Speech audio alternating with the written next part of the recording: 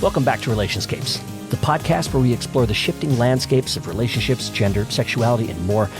I'm journalist Blair Hodges, joining me from Salt Lake City, and our guide in this episode is illustrator, essayist Aubrey Hirsch.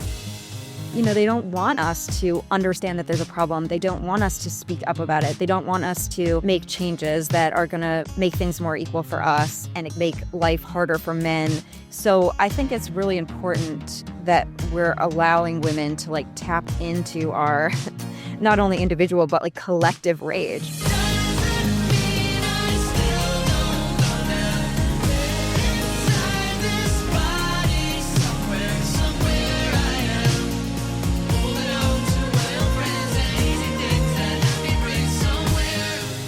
Like a lot of women, Aubrey Hirsch grew up trying to channel her own rage into other emotions. Maybe she wasn't mad, she was jealous. Or maybe she wasn't pissed off, she was actually just sad. I think there's a lot to be said for emotionally intelligent introspection like this, but Aubrey realized she was short-circuiting something important. Sometimes being angry is the main thing she should be. Now, instead of always running from her outrage, she channels it into drawing informative, funny, and sometimes furious feminist comics. You've probably seen them on Instagram. Aubrey joins us now to talk about how she uses illustration to call out sexism, why rage can be a powerful force for collective change if we're careful with it, and how we can channel our anger individually right now to change some things for the better. Her new book is called Graphic Rage, Comics on Gender, Justice, and Life as a Woman in America.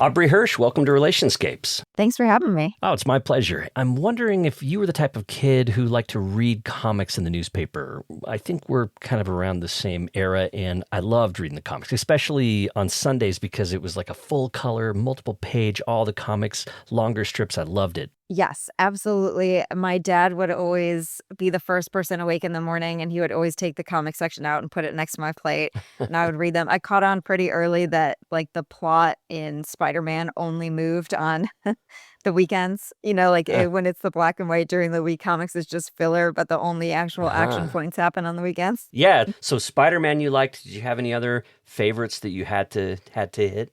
I mean, I just read them all. It was like Garfield and with Doonesbury and Family Circus and Mary Worth. I mean, some of them I don't think I totally understood, like Dilbert. Yeah. I was like, yeah. I'm 8. Yeah. Office culture for the 8-year-old. Yeah. What was the one that I liked that had a blonde nerdy kid? I wonder if it was not syndicated in my paper. It had to be. It was so famous. I would read, Marvin, Peanuts. Yeah, Peanuts for sure. I even had, there it is. Bill Amend, and it was called Foxtrot. There we go. Oh, yes. I totally remember Foxtrot. Yes. Yeah, okay, good. Okay. And then, of course, Calvin and Hobbes was also a really big the classic. Yeah, I just got the whole complete 7-book Calvin and Hobbes thing for my son. Yeah, I read through them with my 12-year-old. It took, we read every night and we read through all of them together. And before that, I hadn't been a completist. So now I've read every Calvin and Hobbes. That's awesome. Did you start to draw at an early age? Were you already into illustration at that time? I'm sure I was, because I was always making things. I was always drawing things, writing things, making little things out of Play-Doh. But, at some point, you look around your 3rd or 4th grade classroom and there's the couple of kids that are really good at drawing. And then if you're not that kid, which I was not that kid, then you kind of give up. You're like, well, I guess I'm not that kid, so I'm not going to do that anymore. So that was totally my journey, and then came back to it as an adult. Oh my gosh. When did you start doing it again? Well, I would draw something every now and then. I was kind of good at kind of preternaturally good at looking at a photograph and drawing something that looked a lot like the photograph. Okay. So I would draw like when my cousins had kids, I would like draw a picture of their kid, of their baby, and Okay. like give it to them as a gift. Yeah. So I don't know, once every couple of years or something, I would draw like a portrait like that. And then the thing I was not good at that I had to really learn was like how to draw something that's more stylized, that doesn't just look like a photograph, but is more like fun and cartoonish or implied, and that was a lot harder for me. Did you just kind of play with it, or did you like do tutorials or take a class? I haven't taken a class, although I would like to. That's Hmm. like in my list of things I'd like to do is take some art classes. But yeah, I was just messing around. I kind Hmm. of the first couple of comics I made were very much like looking at a picture and then trying to draw, Mm-hmm. like finding a reference photo. So they looked much more like realism, and they were black and white because I was working just pen on paper and Yeah. I didn't know anything about color. And then every new thing I made, I kind of like gave myself a new project. Like Mm-hmm. now I'm going to try a style that looks more like this. Now I'm going to try a style that's like this. I'm going to add color. I'm going to try when I move to digital, I'm going to try this kind of brush on Photoshop. I'm going to try Mm. something that has no outline. I would just kind of mess around until I sort of fell into what now feels a bit more like my style, the thing I can do most consistently. That's kind of about the technical side of things. And then from a storytelling perspective, when did you start, or how did you start believing that comics could be really serious and political and more than just sort of like the Sunday morning cartoon page? Yeah. Well, so I come to comics from the side of being a writer. I was a fiction writer. I wrote a book of short stories, and I would write personal essays too. And it didn't take me very long to figure out that people kind of preferred to read essays, and share them. I think there's something about something being true and real that really resonates with people. And I would be reading literary magazines, and sometimes I would notice that they would have comics in them. And I, Mm. didn't know we could do that, but it looked like more fun than what I was doing. Because any writer will tell you that the worst part of being a writer is the writing, is Yeah. the part where you have to sit down and like, what's another word for orange? But the process of making comics is really fun because a lot of it is just drawing and coloring, it's like revisiting your childhood. So I made a couple of comics that were more kind of personal essay style. And then one of the first comics that I pitched to this place called The Nib was about street harassment. And I had wanted to write it Hmm. as like a personal essay sort of comic about my experience. And they said, well, we like you and we like this idea. We just don't want it to be about you. So can you just make it like reported? And I was like, oh, I don't know how Hmm. to do that. That's not what I'm I not a do. journalist. Yeah. Yeah. But they got me on the phone with an editor, Shay Merck, who's a brilliant cartoonist, and they just talked me through it. Hmm. Here's the steps, here's how you do it. And that really opened like a whole new door for me in terms of the kinds of things that I could write about. And it was pretty early that I started writing comics that were more, based in fact, in data, in current events. Hmm. And I realized how much people wanted to get that kind of information, but in this more like easy to digest format. Yeah, it really visualizes the news. Like statistics are kind of hard to deal with when you're just reading Yep. the text. My brain can kind of just gloss over it. But when you're illustrating it, like for example, you have an illustration in your piece about breastfeeding, and you've got like, I think it was about the shortage of formula. I think, and Mhm. you've like drawn that graphically to see like, oh, this is a serious problem, and seeing it visually hit home much harder than if I just saw the numbers on the page. Yeah, I think that's so true. I mean, it's one thing if you're reading, 4 and 25, and it's another thing to see, Hmm. here are Yeah. 25 things and here are 4 of them set apart. And I do think it's so much easier to grasp that information that way. Yeah. The piece on street harassment, is that the one that's in the book? There's a piece toward the end that is on Uh, street harassment. I think so. I think there's like a couple on street harassment in here because it's like you know, Recurring theme. a recurring thing, exactly. But actually, I think the one that's in the book is the personal one that I had pitched to them that they didn't want. Oh, So that one I just ended up making for myself. That's one about fighting back against street harassers. yeah, yeah. Yes. Yeah, I think the more like reported one I had done for the nib, I don't think is in the book.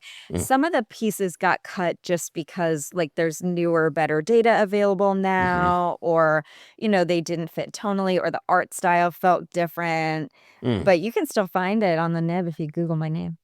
I'll link it in the show notes. I also want to talk about the book cover. It's got the title there, Graphic Rage, and I see like a pair of furious eyes staring back at me full of anger. And where the mouth would be on that face, there's a woman curled up in the fetal position and her hands are covering her head. We can't see her face, but it's like a posture of fear. Mm. So I'm seeing a combination on the cover of rage and fear or despair. Yeah. Yeah, this is like a redone version of a panel from a comic in the book. That's one of my favorite comics in the book. That's called "Women Are People, Believe It or Not." That's kind of about some of the Supreme Court decisions that really only make sense if, when you read the Constitution and you read about the rights that are granted to people, if you do not interpret people as including women, which is clear that several of the justices do not. So this comic has always had kind of a special place in my heart, and this panel too. Yeah, I mean, it definitely, I think the anger's there. You're right. It's meant to be like in the eyes, and also the helplessness, the vulnerability, the, idea of like a face with no mouth to me is like a gesture towards the silencing that I think a lot of us feel, especially in this time where we're feeling like our voices aren't being heard, aren't being listened to. And I think all of those feelings are in the book, and they're certainly in me when I was writing the book, so I wanted to get like as much of that as I could on the cover. Mm. Yeah, I see that similar illustration. I think it's on like page 88. The piece here is called "Who is Safe Here," Mm-mm. and what you've written there says the fact that those of us who actually have uteri have to listen to politicians playing with house money speak on something that has nothing to do with them makes me feel absolutely furious, but also very, very small. So you've got the furious eyes and then like the smallness like curled up, and both of those feelings are present, but you decided to go with rage as a kind of a core theme, titling the book that way. How did you decide to frame it around that emotion? Well, I think rage can be a really powerful emotion.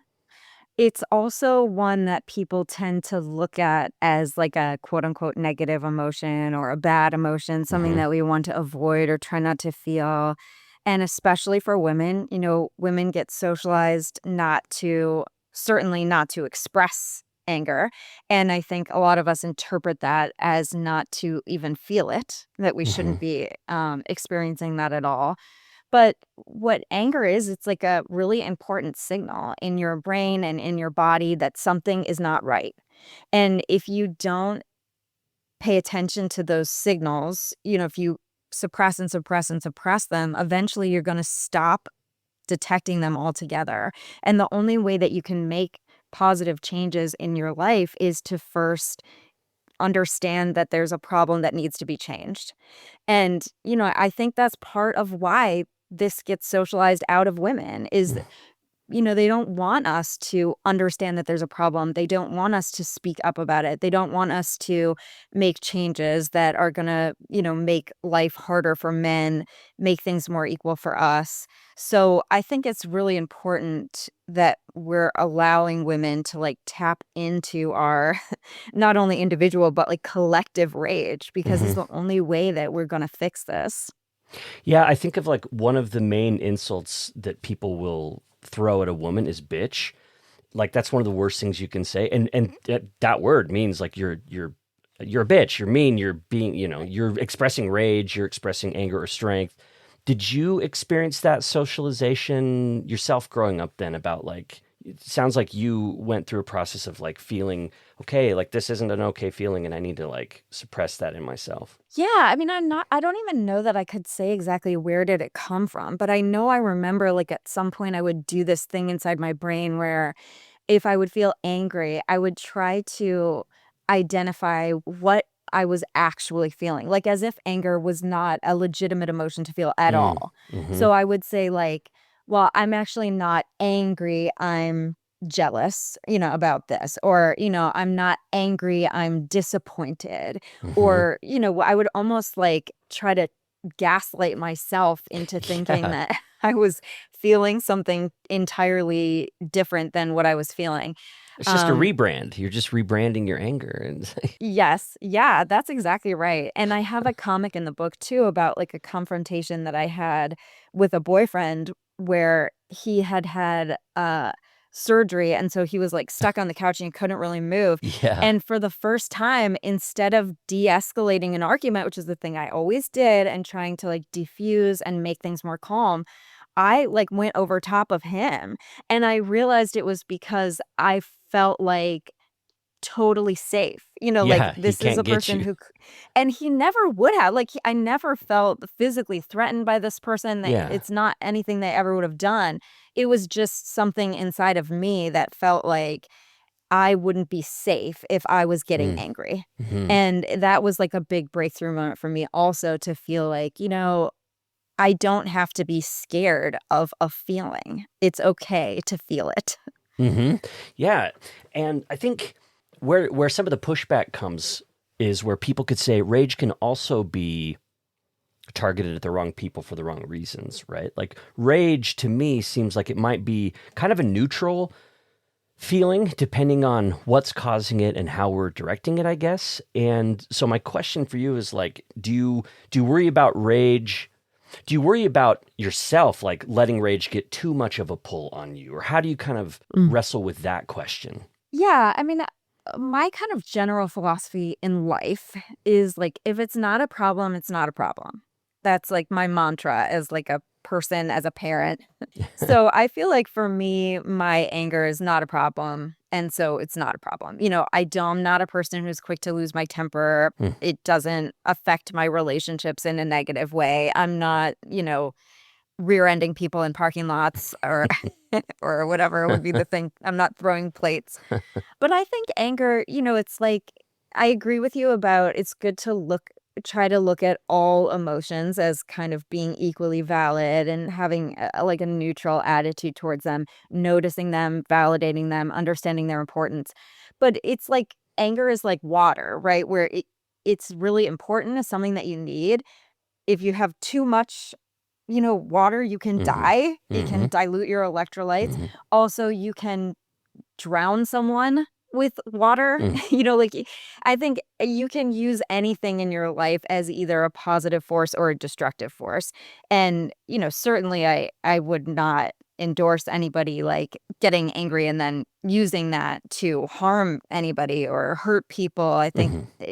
it's the way that it manifests is what differentiates it between being something that can be really productive and like motivating us towards change and making our lives better, versus something that can be really a destructive force in our lives. Yeah, and I think on the destructive side, I think about how social media works and how, I mean, this has been shown not just in evaluations and research on algorithms, but actual people that work for social media companies have talked about how outrage can generate engagement. Engagement equals Sure. dollars. Like this is the paradox I'm seeing is on one hand, there is a lot to be angry about if you care about justice, if you care about marginalized people, if you care about the place of women in the world or the safety of trans people or all of these issues. There's so much to be angry about. And also, anger can be exploited. It can become its own end. Like, we can get sucked into spirals of anger that don't have any release. So it's like, that's my two minds on it is like the value of rage and also the dangers of rage. It's a fire, and like fire can cleanse and purify. It can also burn. So, Mhm. and yeah, there's not an easy answer about how rage can be employed, especially because it can be exploited. Yeah. Well, I mean, and I love that as like a litmus test, is just to be thinking about like, how is this serving me? Do you know what I mean? Because I'm as prone to doom scroll as the next Hmm. person in this environment. Mm. And I think it's good to generally be informed. I think it's good to like stay on top of it, to have your empathy engaged, to be fighting, and know what you're fighting for and against. But for sure, there are moments where you just have to put it down. Hmm. Like where you can say, okay, right now, this isn't firing me up. It's actually like depressing me. It's Yeah. making me feel hopeless. Or again, it's just making me feel angry, but with no place to put that anger. Yeah. So I think it's good to be thoughtful about in what ways it's serving you. And if it's not, then that's, a good place to try to detach from. Yeah. I was raised in a religious tradition that kind of would discourage, I think, like expressions of rage or anger for more for women. That's just the culture, but also for men. Like it supposedly wasn't okay to yell or kind of be that kind of a guy. So I kind of inherited a little bit of that like rage is bad mentality and have had to kind of reevaluate. And I used to think like if I'm angry, that's going to discredit what I'm saying or it's going to cloud my Yeah. judgment about what I'm thinking about. And it's taken work to realize that's not necessarily true. Yeah. I mean, I think that's real. It sounds like that was really real for you. I think, especially for women and especially for women of color, Hmm. it's really Oh, easy especially, yeah.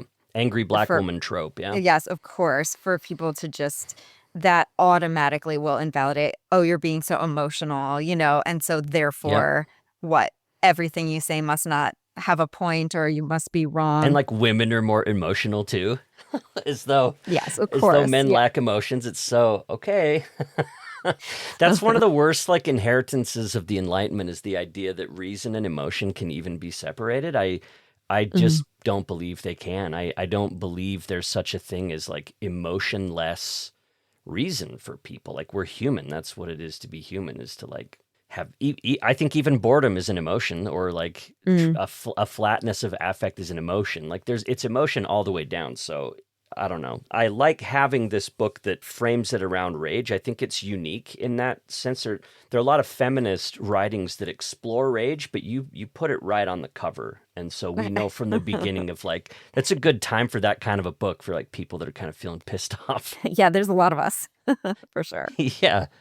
So do you think that using art, we've talked about this a little bit, but let's expand on how art can communicate feminist ideas differently than essays or traditional nonfiction or even fiction, because you've done some fiction. Mhm. What do you find in creating a piece that is based on imagery that can be more clarifying or more effective? Obviously, we already talked about data visualization, which is a huge one. But I think generally comics are just great at taking something that's like really big, complicated, heavy, and like breaking it down and making it feel really approachable, making it feel accessible. You might not want to sit down and like read a 5 paragraph essay about the Comstock Act, but if I can give it to you and be like, "But look, there's pictures." And then Yeah. I think it's there's something about the experience of reading it that is more enjoyable, even if you're reading about something that, is a bit heavy or, difficult to read about. Uh, I think that's really the superpower of comics. I call it kinda like the spoonful of sugar approach where you Yeah. you might be giving tough medicine, but there's colors, so Yeah. it doesn't feel as bad. My favorite illustration in the book is actually in that piece on the Comstock Act. I think it's called Zombie Law was the name of Yeah, that yeah. chapter. And there's this. So the Comstock Act was this 1873 bill that outlawed the mailing of obscene or lascivious material. So the idea was we're going to make it so like pornography or other like even just sex ed stuff, sexual Sure, education. yeah, information about birth control such as it was at the time. Mhm. Yes, so this was an attempt to tamp down on sexual expression and freedom, and that bill is still technically sort of on the books, and so now we're seeing people try to revive it. And you've got this picture of a Supreme Court justice. I think it might be Roberts, or maybe you just did like a general one. I don't know if how targeted you want to be, but he's giving the Comstock Act CPR, and he's like, "Live, damn it!" Like giving this decrepit old bill. That's my favorite one. It just like burned in my brain. Oh, thank you. Yeah, I mean, it's real. But I think that's something that comics can do also is like you can play with tone a little bit because your Uh-huh. panel text can kind of have one tone that's like maybe more serious and more dry. And then you can add some dynamic in the illustrations. You can make it a Yeah. little lighter and more humorous without it feeling tonally disruptive because you've got this through line of the panel text. So it's nice to be able to like offer a more maybe like dynamic experience than just like a historical essay on a piece would give you. Is that just like popping in your head as you're right? Like, I imagine you have the text, and then you're like, what would I draw with this? And like, all of a sudden, you see an image of a Supreme Court justice giving CPR to this horrible law. Yeah, I mean, I it kinda happens, like, one of 2 ways. A lot of times I'll script and thumbnail together as, like, one step in the process. Okay. So some panels come to me kind of complete because I need the text and the image to be kind of doing different things towards the same goal Yeah. to, like, accomplish what I want it to. And then there's other panels that are just text when they occur to me. It's like, "Okay, here's the thing I need to say." And then later when I'm sitting down to do the actual drawing, I think, "Okay, what image am I gonna put with this? It's Yeah. gonna enhance it or add some emotional context, or, shift the tone," or whatever it is that I want it to do. But, yeah, usually that'll just kind of something will come to me. Something gets delivered in the process. Yes, the muse strikes. The Comstock Act is like a character throughout that piece too. Like he appears early on, and he's just this old, sort of decrepit bill that's tattered and ancient, and yeah, they got to breathe some life into him. It's a perfect encapsulation of exactly what they're doing. So yeah, I loved that one. There are a lot of themes that run throughout the book I wanted to mention. So Mhm. the book, the subtitle is Comics on Gender, Justice, and Life as a Woman in America. And there's sections, there's It's a Man's World, Living in a Legislated Body, Tolerating the Intolerable, and Fighting Back. And before we unpack some examples from each of those sections, how did you arrive at those categories? Did they emerge as you kind of looked over the pieces you'd already created? That was such a process because this is the part that I'm so bad at, Mm, trying to, like, see my work objectively, trying to organize things, but luckily my partner is great at this stuff, so we hmm, kinda went through and when we were picking out what pieces were gonna go in the book and which ones weren't, and originally, when I sent the manuscript to my editors, I think it had, like, 7 sections, it was way too many, hmm, and then, they kinda pulled a few out that were like, "I'm not sure this really fits," or "This one is maybe a little too old." And then also, "It's way too many sections, so go go back in hmm, and try again." And so we did, and that's kind of where we landed on those 4 that, hmm, it just felt like some of the pieces are just about, the experience of living in the world, and that's like, It's a Man's World, where I talk about ho like, women's pain, not being respected, why your pants don't fit hmm, ever if you're a hmm. woman, like, those kind of, like, various just everyday annoyances, and then, of course, I do a lot of stuff on abortion, so that kind of, like, became a thing, and then I Yeah. really wanted to end the book that it was something that would feel more empowering, that would feel like, here's how we resist. Yeah, so people can tell by your description there's a lot of reasons for rage in the book. Some of them like kind of lower stakes than others, some with higher stakes like pants, that's certainly like important and really does matter, but it Mhm. kind of pales in comparison to abortion. So you're really covering like a gamut of things. The scope of it is really big. And the opening comic, it focuses on women's bodies and how women are Mhm. bombarded online and pretty much everywhere else by images and articles and advertisements that treat body parts like accessories. And how did you start thinking about it in that language of accessories? In other words, they'll be like, oh, Mhm. big butts are in, like people want like big butts. But like Yeah. back in the day, it was like, no, that's the last thing you wanted, right? Like thin and lithe was the sort of starving model look. So how did you think about it Yeah. in terms of like accessories? I mean, this is just something that's always just driven me absolutely crazy. Because yeah, I was just looking on the internet one day and I saw this article that was like, guess what, ladies? Big butts are out. What's in? Toned arms. And I had the same reaction to it that I always do, which is just absolute horror. And this is a women's magazine, You you didn't know? just look at your arms. You weren't like, let's see how we. I guess I'll just switch out my arms today. Yeah, Yeah. so I went on Twitter, this is before it became the bad place, and just, like, fired Hmm. off a tweet that was like, being a woman is cool because your body can literally go in and out of style. Yeah. It's not like Yeah. it's not like the shape of your jeans where, oh, okay, well, I can put these in the closet and I'll go out and buy a new pair of jeans. Like I can't remove my breasts and Yeah. swap them out for different ones because that's what we're doing in spring of 2024. Yeah. So then that tweet, got a lot of traction, and my editor that I'd been working with for a long time at Vox reached out to me and was like, I think you should write a comic about this. Like, Mm. there's more to say than just the tweet. So then I kind of went in and did the research about how does this affect people? Because it really does. Oh, It's yeah. not, it's dumb when you read it. Like, of course, you can't just, switch your legs out for the seasons. But people, when they can't do that, it makes them feel bad about themselves. And Mm. like women internalize these messages that, like there's something wrong with their body, or there's something wrong with their body this week, they don't have Mhm. the right butt. Next week they don't have the right belly. And then it's like, your eyelids, there's a whole surgery you Mhm. can get now for your Mhm. eyelid, to make Yeah. your eyelids correct. And it's very frustrating, I think, for those of us who have to live in these bodies and the way that they're talked about.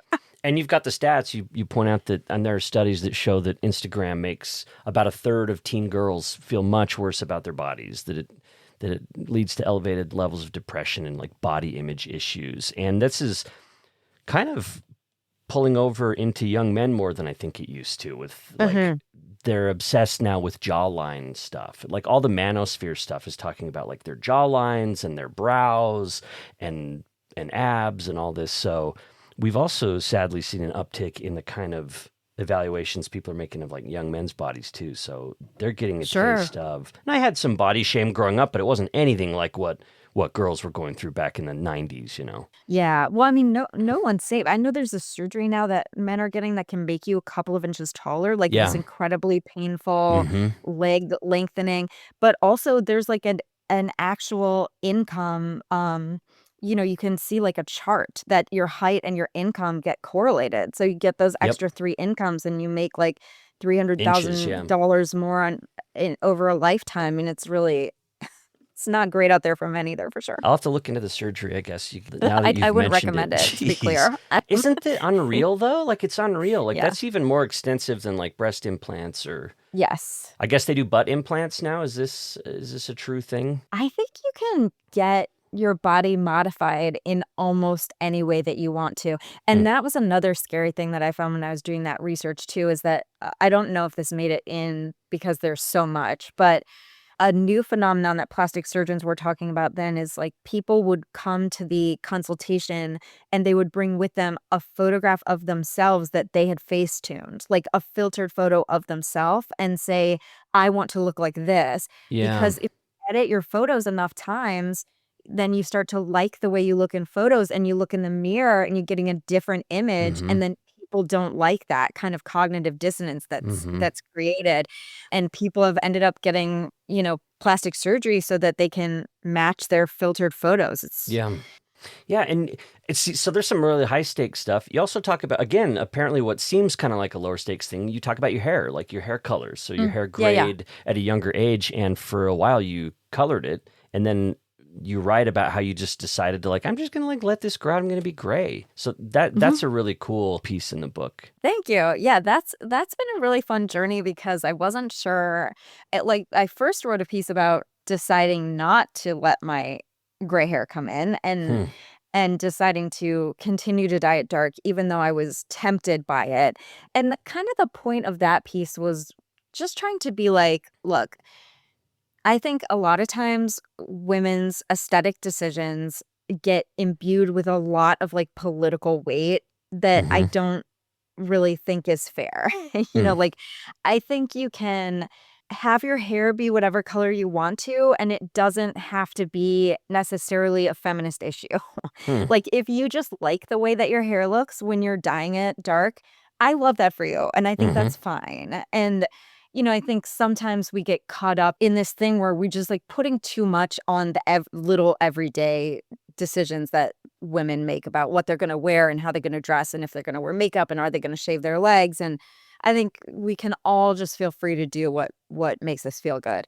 And then, of course, like a few months later, I just decided what was happening is I was looking in the mirror and I was dyeing my hair real dark brown because that's like kind of close to my natural hair color. Yeah, And I would get the stripe like right down the middle where the gray was coming in. And it was making me feel self-conscious, which is sure. not something that I typically feel. I'm like a big kind of self-love person, and Hmm. I'm just gonna accept myself the way I am. And I did not like it. I was like, this is not, I don't want to feel like this, 2 weeks out of every month while I'm waiting to like touch my roots up. I don't want to feel self-conscious when I look in the mirror. Yeah. So I was like, I'm just gonna give it a go. And I'd been dyeing my hair for so long, I didn't know what was under there. I was like, I'm just gonna see like what is this even gonna look And like? your And hair then color could change in that time, like for mine sure. did. Yeah. Yeah. And I was like, and then if I don't like it, I'll just dye it dark again. Like it doesn't have to be that big of a deal. But I've since let it, it's all my natural color now, except I'm sure you can see I have with this like pink dye on the bottom 3 inches. Which That's works just for well with fun. like gray hair too. Like you can play with color Yeah. like a little bit more easily too. That's part of what's been so fun about it. But I really like it. I think it looks cool. I think, I've learned to kind of detach, like, what does society say about gray hair with just what do I think about it when I look at it?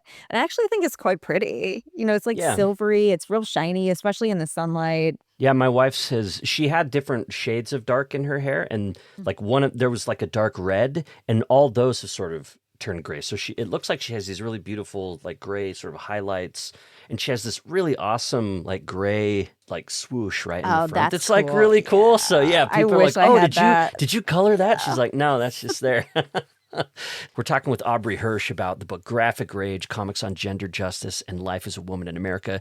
Her stories and essays and comics have appeared in places like the New York Times, Vox, Time Magazine.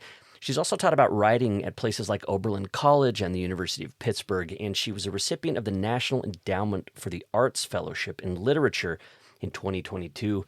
All right, Aubrey, let's talk about feminism at the current moment. There's a lot of talk right now, especially in the manosphere and these other kind of toxic places, that feminism itself has been a failure. That women today are kind of waking up to the problems that feminism has caused in convincing women to go to the workplace and convincing them to leave their what nature intended or what God intended for them, which is to be at home and like bear children and nurture them and this kind of thing. And so this is why we're seeing the rise of like trad wife content where they're kind of returning to the right way to do it. And one of the key pieces of evidence that people use to make this argument you bring up in the book, and it's that women today are better educated than they were in the 70s. They're better paid than women were in the 70s, but also surveys show that women report being less relatively happy today than women were in the 70s. How did you make sense of that fact in comic form? So, one thing I think it's important to note is that piece of data, about women's happiness and the comic I wrote in response to it, that was before the overturning of Roe v. Wade. So a Hmm. lot of what I talk about in that comic in my response is like all of the rights that we've gained since 1970, Hmm. some of which now have been walked back. Hmm. But I didn't know that at the time that I was writing the piece that would happen. I mean, I think there's a few things that go into it. First, I want to say, like, for me, I think feminism is about choice and being empowered to make choices and feeling empowered and supported in the choices that people make. So I don't have a problem with somebody who wants to be, do hashtag tradwife and like bake banana bread and whatever, if that is what makes them feel good and makes them happy. Where I have a problem with it is if people feel forced into doing that, either by people, literally telling them this is what you need to do, or because they're not getting any kind of support in order to have a different life. So, part of the reason why women report being less happy since becoming more integrated into the workforce is because we have roughly the same amount of support at home.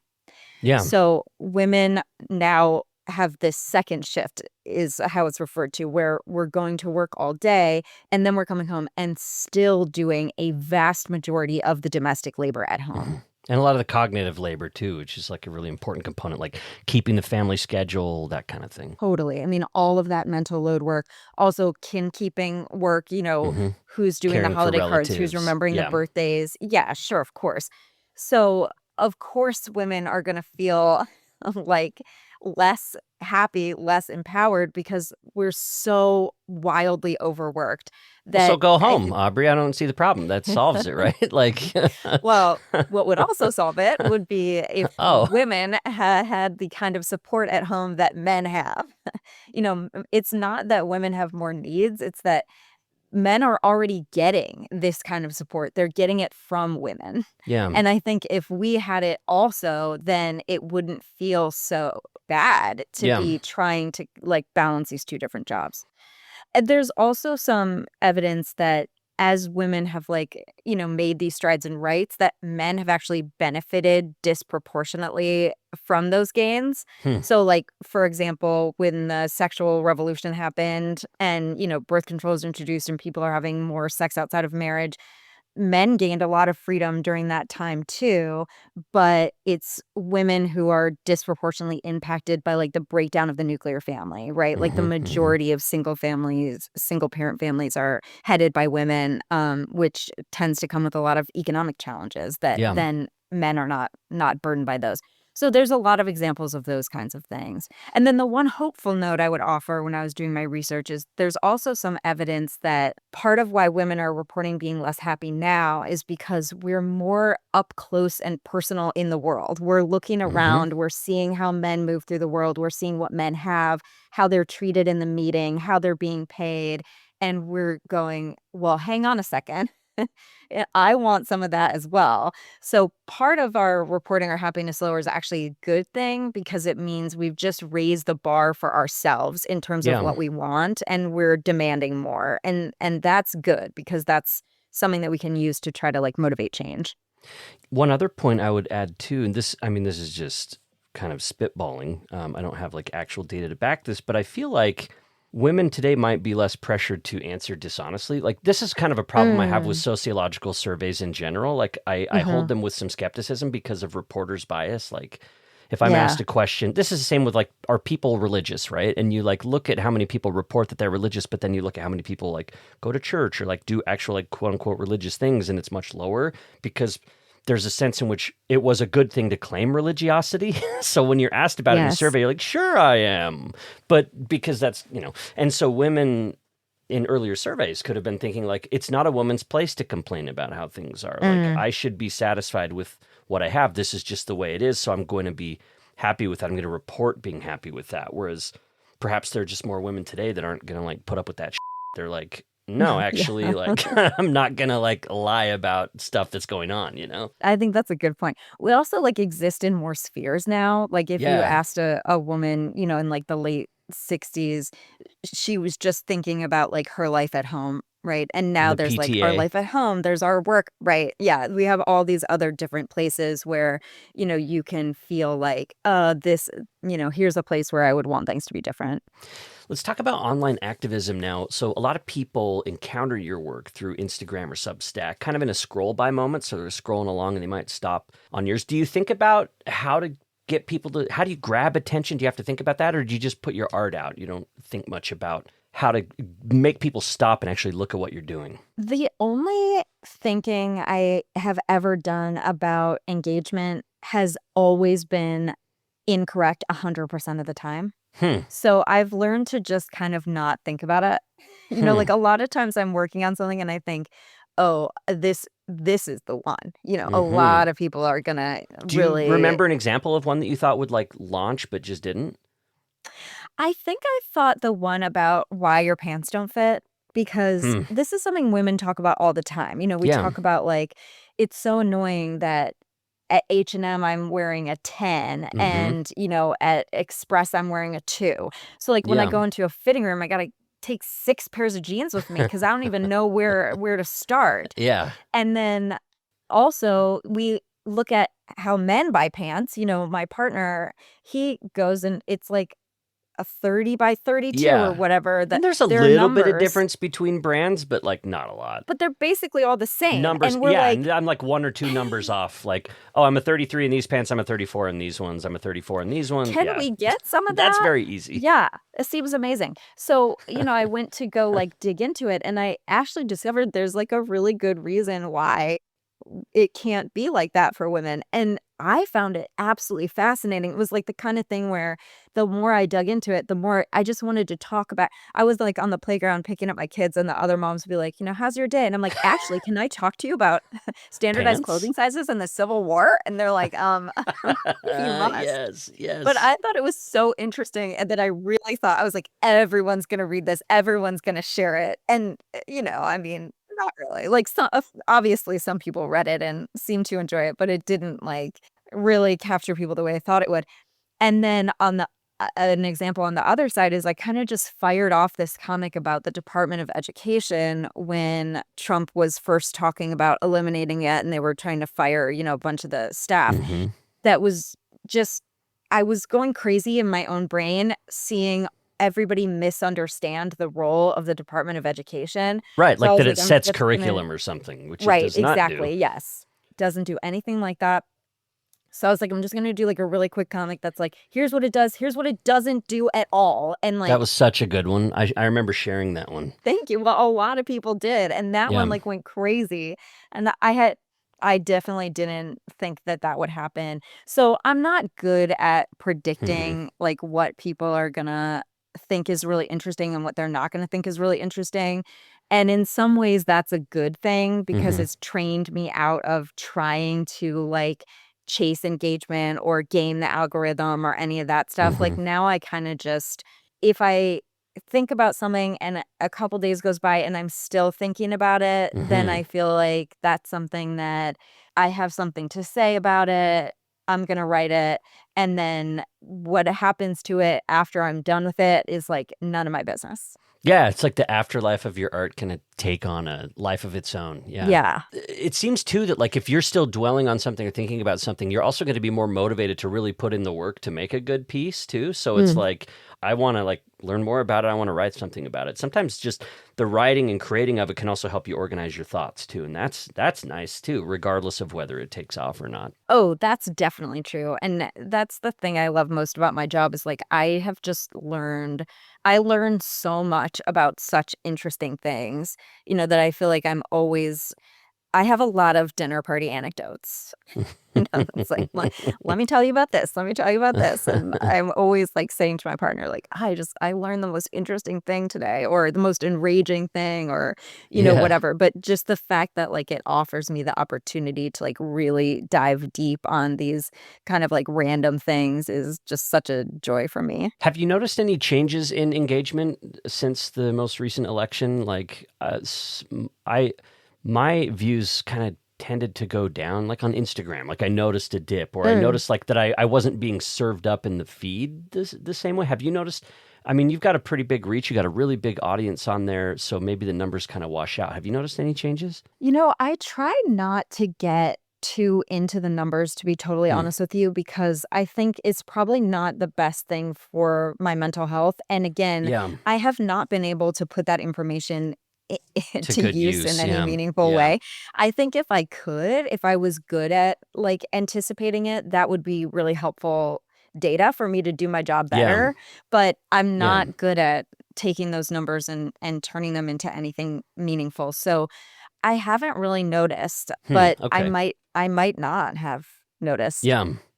I first contacted you through direct message on Instagram. Sometimes I'll do that. Usually I'll wait for a book or for something's come out and I'll contact through a publisher or through like a website. But for you, I sent a message. And whenever I do that, I don't really expect a response on there. I kind of do it sometimes even just to remind myself of like, oh, this is a person like I want to connect with. And you responded after a little while. Do you get a lot of messages on Instagram or not very many? Because again, your account's pretty big. Yeah, I definitely do. And I try to get in there, like I Hmm. try to get in there and especially if people are like saying something nice, like thanks for writing this, it really meant something to me. You Hmm. know, I can't always respond to all of them. It just depends on what's going on in my life at that moment, but I do try to say like thank you. I really Mm-hmm. appreciate that because I do really appreciate it. It's like Mm-hmm. a big part of what keeps me motivated and makes me feel like I'm not just screaming into the void is like when Mm-hmm. people say that was helpful for me to read, or I shared that with somebody so that they could understand me better is like a big one that feels really good. And then, I also sometimes get people who like want to argue with me, and then those messages Yeah. I just leave alone. Okay, good. You've got a piece in the book called How to Be a Woman on the Internet. And like the first thing the piece says is first, if you can help it, don't be. So, do you get like, what about harassment? Do you get like threatening things? Do you ever get like really like scary things? Sure. So this I've written a whole essay about that you can find on my Substack. It's not a comic, it's an essay because I Mm. had a lot to say about it. That's Mm-hmm. called That's How It Works When You're a Woman on the Internet. And that's a piece that also did a lot of people read it, and I think it resonated with a lot of people, where I just tell a bunch of stories Hmm. about stuff that's happened to me. So the kind of like biggest moment of that in my life was when Gavin McGinnis, who's the founder of the Proud Proud Boys, Boys, yeah. the hate group, he made a YouTube video about me, about my comics. Oh, I And didn't know that. yeah, That's scary. it was scary. Yeah. And because of that, a lot of people who are like in that arena became Mm. aware of me. And it was about the comic that we just talked about, the one about women's happiness. Mm-hmm. And so a lot of people got angry at me. And it Mm-hmm. coincidentally happened at the same time that I had a tweet go mega viral. Like there's Mm. like different levels of virality that you can have a tweet go. And this one really went haywire. And it was about, I had been at the gym, and it was like a guy just came up to me at the gym and made me stop my workout and take out my headphones so he could tell me that I looked great. And when I said, "Oh, I know," he was annoyed. So that was the tweet. It was Oh, just no. me being like, listen to this annoying thing, Yeah. LOL. But it went and it absolutely exploded because it was a lot of women being like, "Oh my god," like, "Men, this Yeah. happens to me all the time, like, why don't people understand the headphones?" And also, like, there's nothing a man hates more than a woman who doesn't hate herself was, like, a big Yeah. theme of people, like, agreeing. She don't know she's beautiful, Aubrey. That's what men need is the It's so silly. And then there's, like, a whole ton of people on the other side who were like, "Why do you have to be such a bitch? Like, why are you so full of Uh-huh. yourself?" And then, Uh-huh. of course, people going and finding out what I looked like so they could be like, "Actually, you don't look that great," and, whatever. So That was at the same time. that was at the same time. So, like, Not good. it was just a very strange moment in my life where, like, my Mm. Twitter was filled with people who hated me and were saying terrible things about me. My inbox, my, email was just like filled with hate and terrible Wow. stuff.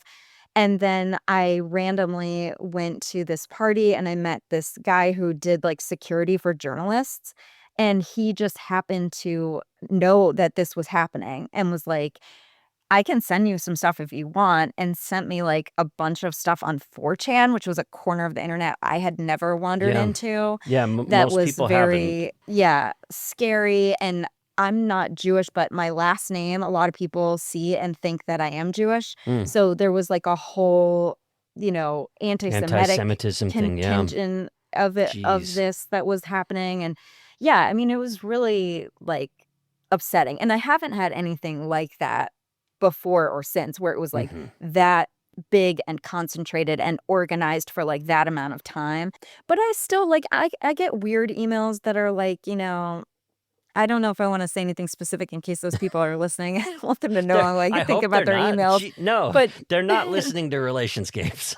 but just, like, weird, like, like, "I'll hold your cold, dead hand," like, weird stuff like that What? in my emails, or, or they'll make their name something that's, like, vaguely threatening, but not, like, actually threatening. And it's like, you never, it doesn't feel good. Nobody likes that. No. Nobody wants that. But I think I've built up, like, some pretty tough calluses to it. I like also that you highlight the fact that, like, racial minorities, Black and Hispanic women, and trans women often will have it even worse. Like Yes. one study found that 1 in 10 social media posts were transphobic, for example. So you're also, you're coming at this as a white person who's experienced this stuff, but you're also staying cognizant of and educating people about, and you don't even say the word privilege, but that's kind of implied in what you're saying of like, hey, I have it bad, but also like there's people that do have it worse for these reasons. And you keep that in mind. I appreciated that. Oh, thank you. Yeah, I mean, absolutely. And also because sometimes I do get misinterpreted as like being Jewish, or also there was some contingent in the 4chan thing that had decided, they do their little skull measuring or whatever, that I Yeah. was a trans woman. Yeah. So there, Oh, you got there's, like, transvestigated. a little bit. Yeah, yeah. I mean, just Oh not my gosh. anything like an actual trans person has to endure. So I'm not trying to do stolen valor Sure. here, but like Sure. I definitely am aware. I'm aware of like the things I don't have to encounter on a regular basis, I'll say. Jeez. Well, I mean, that leads us to the last section of the book, which is about fighting back. And this chapter has pieces in it that range from things like becoming a better advocate for yourself in medical situations, like kind of speaking up for yourself when you're talking to the doctor, or being more vocal with doctors because of the discrimination that women face in doctors' offices. This is where the hair going gray pieces as well. So you're talking about like embracing your gray hair. And then there's the piece we mentioned about like clapping back at street harassers. So you've got these pieces that just kind of talk about ways that you push back or kind of empower yourself in response to some of these misogynist things that you experience. Do you have a favorite piece in this section? Is there a crowning jewel in this section, or maybe in any other section that you're kind of like, this piece, I just love this piece? I mean, there's. Does it sound terrible to say like there's a lot that I really feel proud of? That you should. Okay, good. I get it though too, right? Like I feel the same way. Like in my 50th episode, I put all these clips of like guests saying like, "That's a really good question, Blair," and stuff like that. Like is kind of like I'm gonna pat myself on the back. Like I love that. So please do like own your good. It's kind of like what you said to the guy at the gym. Like, yeah, I know. Like own it. Yeah.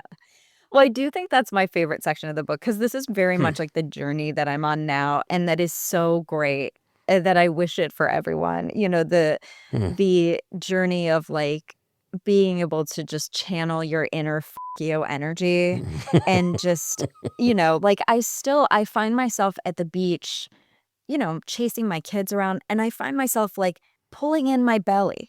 Do you know what I mean?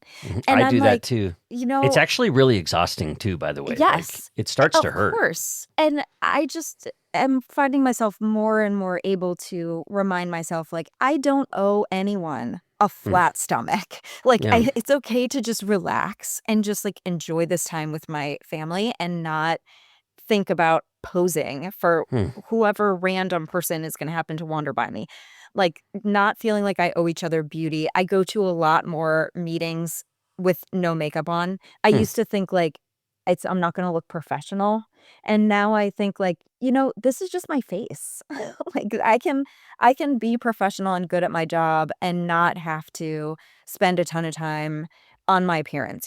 Men don't have to do that. Like it doesn't make sense that I'm paying this tax on my time, to exist in a public sphere. Definitely the yelling back at street harassers, that was a huge turning point in my life that made my life better and just made me feel like I was sick of just walking around and just like taking it, just like letting people say whatever they wanted to say to me and not saying anything because I didn't want to make a scene, or I felt threatened, or you freeze, in the moment sometimes, and you just like don't say anything and just like, oh, let me just get out of the situation. And the more you do it, the easier it is to do it, the more automatic it becomes and the better it feels. And I just love it now. When someone comes at me on the street, like I am ready. I have my 1,000 things to say. They roll off my tongue effortlessly. And it is so easy for me to tell those people to just like go themselves. And it's such a great feeling. Yeah. I feel like the organization of the book is such that in earlier chapters, you're talking about sort of broader issues that have they need communal responses, like they need collective they need Mhm. collective responses.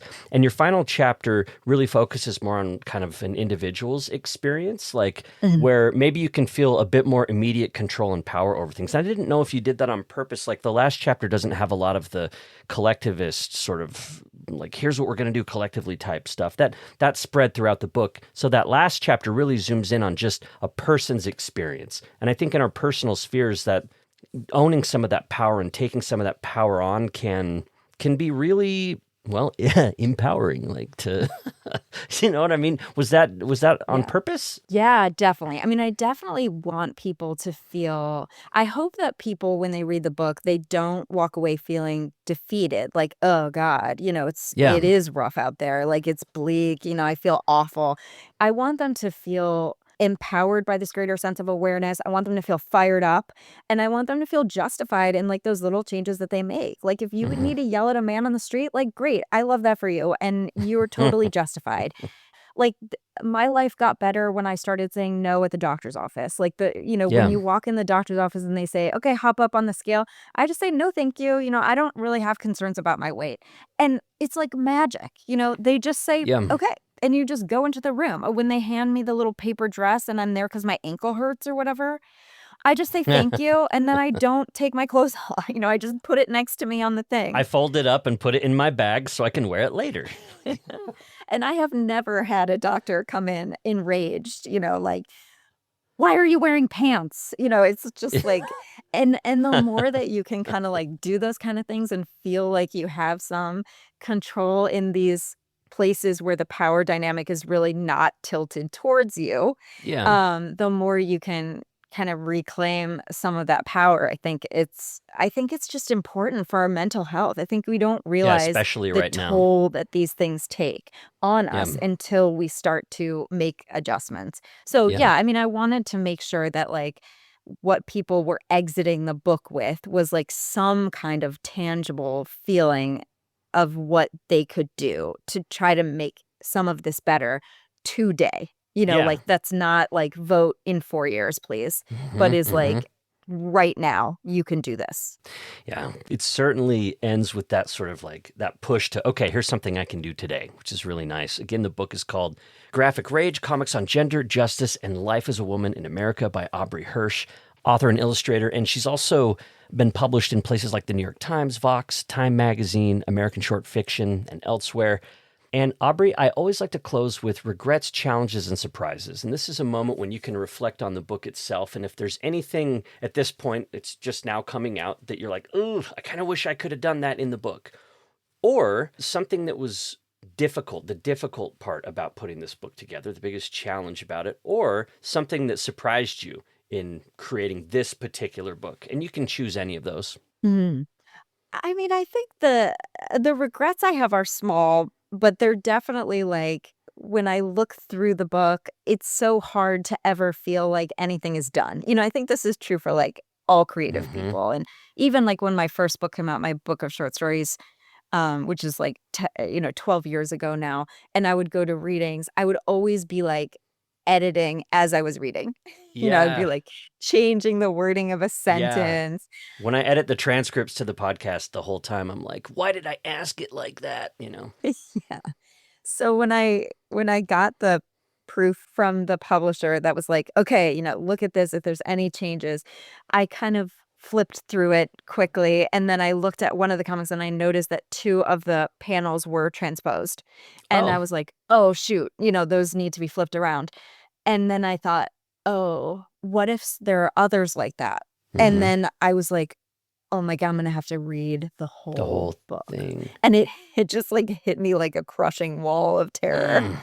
Like, I'm really gonna have to, like, read it.